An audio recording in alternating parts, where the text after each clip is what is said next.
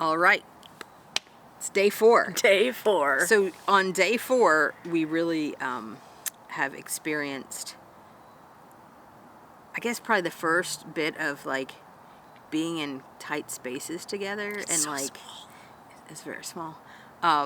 And so this one has been more relationships and communication, and like I feel like I'm learning how to share again and use my words, and like not just stand in the hallway waiting for her to like get out of the way so that I can like go to the bathroom.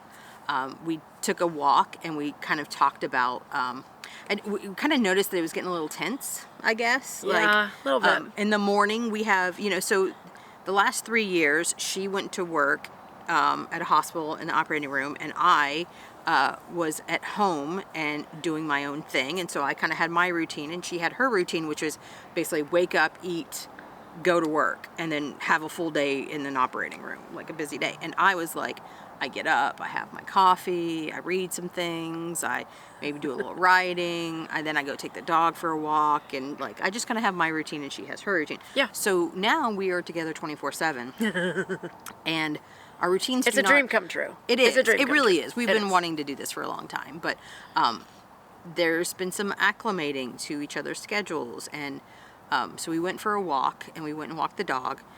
Side note, it was a little bit earlier than I wanted to go. Probably later than I wanted to go. Right, which is how this conversation came about, that we're realizing that, and I think it was really cool because I think you kind of brought it up. I think you were kind of like, hey, so I really want to go for a walk earlier, and you don't have to go, and because then I feel like rushed and like I don't want to go yet, and I want to drink my coffee and ease into the day. And she's like, I need to walk I need to walk. To wake I need up. that extra. I really like exercise in the morning. It's a great way to start my day. Kind of kicks me off, and I also kind of like the time with the dog. It sounds silly, I know, but like that's been so. The last few years, during the work week, that was my routine. But on the weekends, I usually would get up earlier and go take the dog, and it's a really nice time for me to kind of set my intentions for the day, and listen to some music or just listen to the beautiful sounds outside me, and sometimes not talk, because I would be by myself all day talk. And she'd come home from work and I was like, you're here, let me tell you about all the things I've thought about today. And so sometimes I think maybe she likes to have, back in our previous like to have some time off with the dog and just walking and being out there and listening to music that she wants to listen to, because we listen to different music and sometimes can't really agree on it. So yeah, that's kind of a thing. So the whole reason I had the conversation was I want that to be a positive experience for both of us, and kind of not wanting to be starting every day with me wondering, like, when are we going to hurry up? And, there's some cyclists driving by. How exciting. Like 5 or 6 cyclists. Ooh, that's fun. We haven't seen that before. Fun? Here. Kudos to all the cyclists out there. It looks fun. They were on mountain bikes. That looked more fun. And they had helmets on. They did have helmets on, and they were going very fast. And they were very loud, if you heard. I'm pretty sure you could hear. Yeah. Anyway, small distraction. So, we're in a campground. That's what happened. This is what happens. All right, moving on. So we were on our walk and we were talking about, like, hey, let's make sure that we're both, like, the whole point of doing this is so that we can enjoy ourselves. Yeah. And it's for fun, and it's the joy, and like, what is the point of doing things that we don't want to do, and like, how do we navigate this small space together? And like, you can kind of tell, when each other's getting on each other's nerves, or like what kind of like things that are going on in your head that you're thinking about, like, why does she not know that I need to get back to the bathroom right now? And like, of course she doesn't know. And like, for instance, we were getting ready to leave.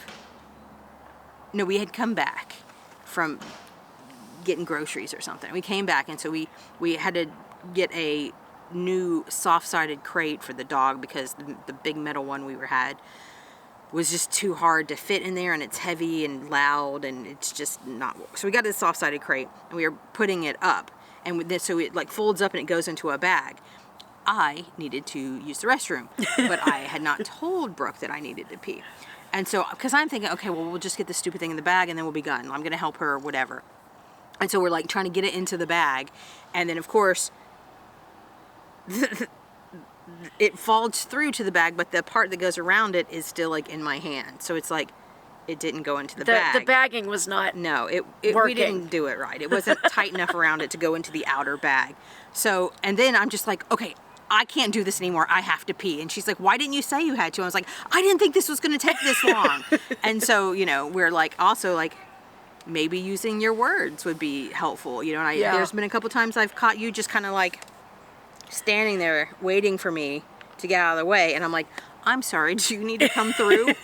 Like, well, sometimes, you know, it feels easier to just wait a second, but then sometimes those few seconds they stretch into 10 or 15 seconds, and then, you know, the thing is, if I would have just expressed my expectation to begin with, then we could have moved on. So that's a thing that we're really learning and focusing on, is the like, idea of expressing ourselves and not trying to like mind read somebody else. Like we have completely different thoughts in our heads, and like we also have our own separate realities that we live in, and we share a space. And the fact that any of us in this world can like see the world differently and all still somehow manage to like coexist is pretty amazing. But you know, you have your own ideas about things and I have my own ideas about things, but like you can't try to read each other's minds. And so we just talked about it and was like, okay, like we could tell it's feeling a little tense, you know. And other thing, our dog, Miss Allie, she does not at all communicate and let us know. And she's like right in the hallway, and we're trying to get, so it's not only are you in my way, now the dog is in my way. And her nickname is Mimi, for Mimi I'm first. And that's how she rolls. She is the boss. We're also like, you know, she's like a 45-pound dog, and so we're trying to navigate between the, you know, inside 250 square feet, I think. Again, I still should have done the math for that.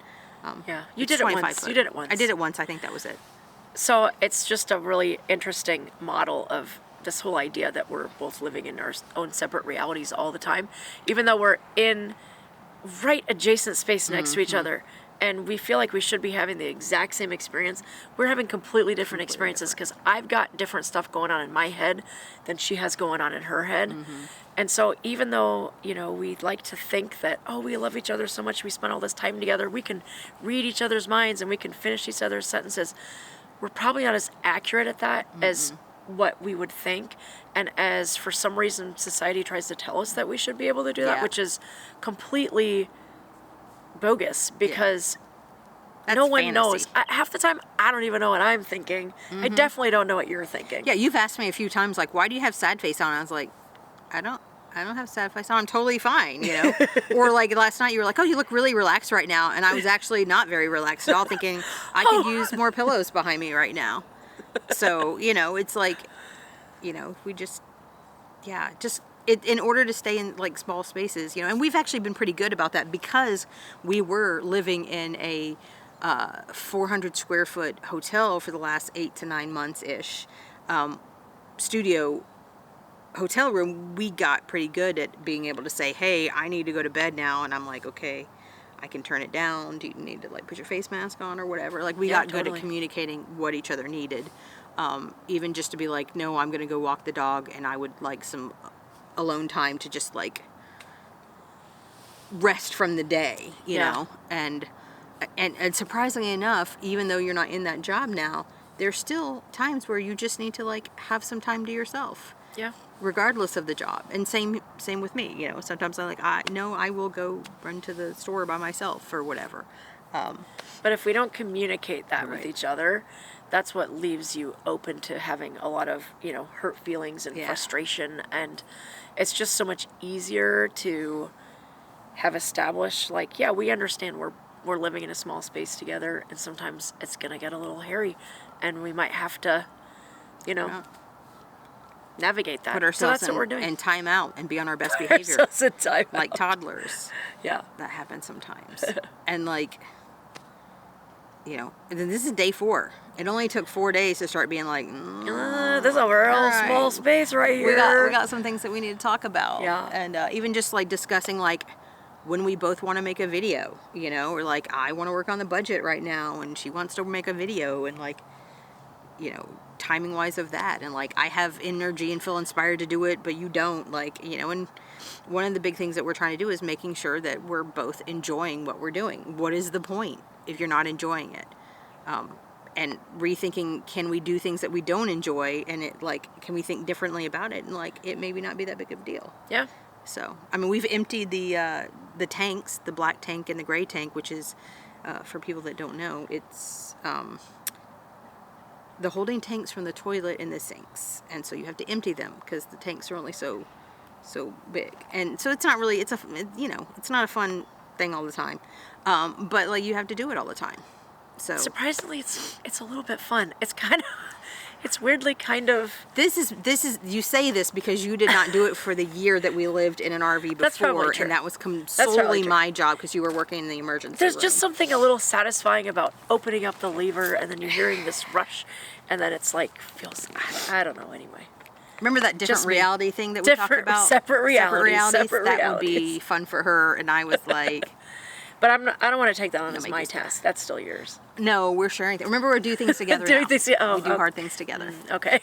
All right. So, anything left for day 4? No, I think that was it for day that was 4. our big one, and that was a big one. That was a big one. But we talked about it all, and it a big actually felt good coming away from it. Like, Yeah. we didn't let ourselves get to the point where we were like blowing up at each other. We could tell, like, this isn't running as smoothly as it usually is, and like, let's maybe look at what we need to do, because we made some big changes. We've made some huge changes. Yes, we have. Which is a little bit what we're going to talk about in our next video for day 5. See you I then. said 4, but I meant 5. Day 5, 4. 5. Bye. Bye.